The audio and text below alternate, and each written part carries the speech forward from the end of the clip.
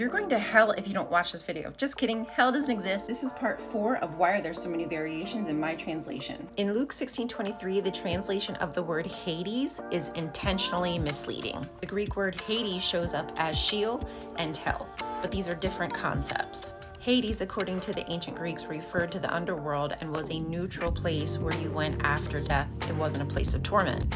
And that can be backed up by reading Homer's Odyssey or Hesiod's Theogony, where it's the place where all souls go after they die. Everybody goes there.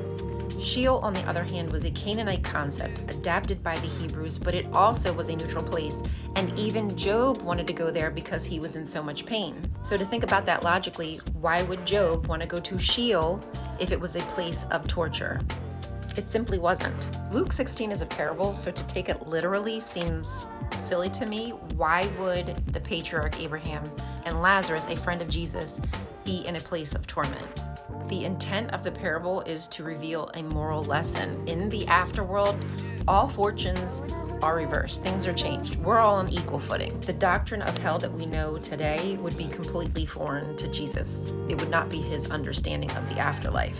Most of that development started because of the translation of Greek into the Latin Vulgate. They took the word Sheol and Hades and just started turning it into hell.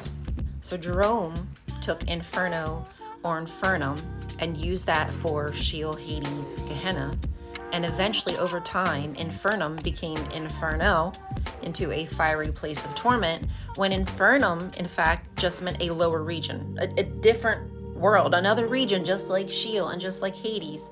But the idea of being burnt up developed over time, and a lot of it came from Dante's Inferno. So this is a late addition. Again, Jesus would have no clue what the F you're talking about if you were to say that people go to an eternal place of torture forever. So in the original context in which Jesus would have understood it, Sheol, Hades would have just been a neutral place in the afterlife, not eternal torture.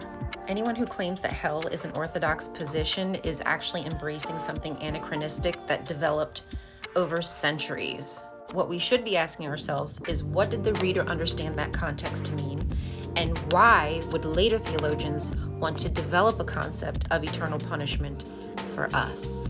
If you have stayed this far, I want to tell you about my friend Lean. She is 17 years old and she is from Gaza. Thankfully, her family was able to evacuate, but this does not mean that their journey is over. Egypt has proved to be very challenging for refugees. There is a huge lack of support there. Not to mention, many people don't have the right paperwork, so they can't even be employed. Lean's father has been suffering with Bell's palsy, and this has been very difficult for Lean, seeing her father in that condition. She's only 17 years old and she has the stress and weight of the world on her shoulders. All of her belongings were packed up in this red school bag that should have been used to go to school, but it now holds the entirety of her life. And this is our tax dollars doing. If you have the capacity to send her a gift, I would really appreciate you doing that, and I know that Lean and her family would also.